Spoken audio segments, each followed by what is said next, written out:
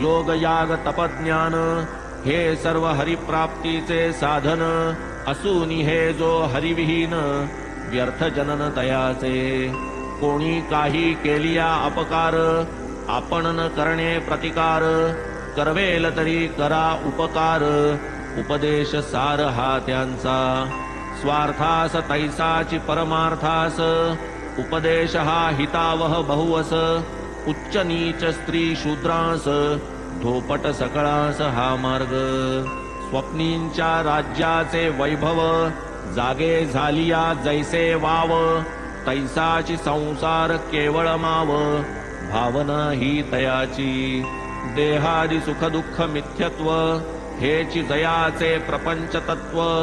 निजानुसंधाने स्वप्न भ्रमत्व दवडोनि मुक्तत्व साधिले।